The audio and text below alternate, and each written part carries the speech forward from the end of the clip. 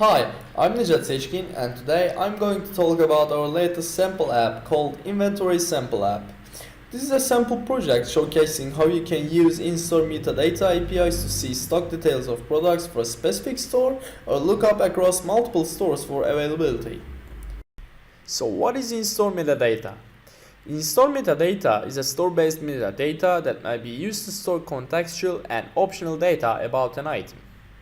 I'm going to discuss inventory aspect of our APIs in this video, but in-store metadata APIs are designed in a generic way to give you flexibility implementing different scenarios where you might need store-specific contextual data.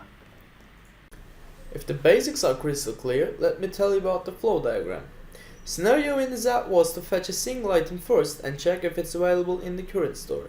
In case it's out of stock, user would like to see the stores the product can be bought from.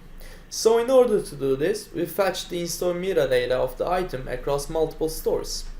If you fetch a single item to view its in-store metadata, you can do it only for the current store, which is associated with your license. If you want to view it across multiple stores, you should do a company-wide search instead. Zomni in-store metadata APIs provide two options for a company-wide search. You can either use a key-value pair to fetch exact information you need, or you can use a key prefix. While key-value pair is a clean way of searching, key prefix is a more flexible way as you can fetch multiple metadata matching your magic word. Only searching with a key prefix method has been used in this sample app. So let me show you the application. First thing to do is to fill out the API settings. Next, as we are going to fetch two sample items and their in-store metadata, we need their item IDs. We wanted the user to choose the sample items in the application instead of giving them in the code behind part. That's why there's an input for that. Remember, you can fetch two items only and IDs should be separated with a comma. We've used the fake image for the main page, but item information is fetched from the APIs. Let's say I want to buy the first item. Fortunately, it's available in the current store, so I can add it to my cart. Well, I have changed my mind and now I want to buy the second one. Second one is not available in the store.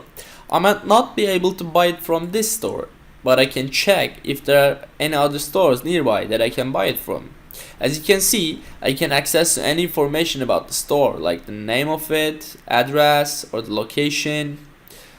It's all about the application part, and next I'm going to show you two simple methods that I use to create the app.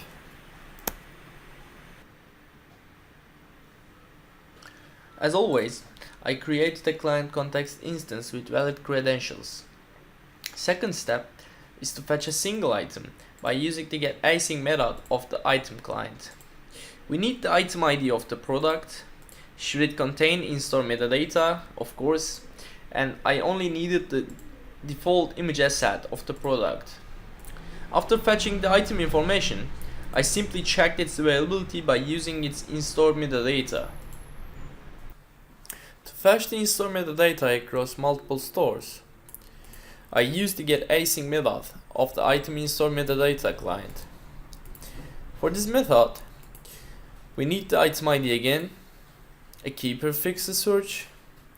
If you're doing a location-based search, you need to set the company-wide to true and the search distance, which is 1 mile. After fetching the in-store metadata, I just picked the available stores to a new list. And that looks like it's all for the code behind part.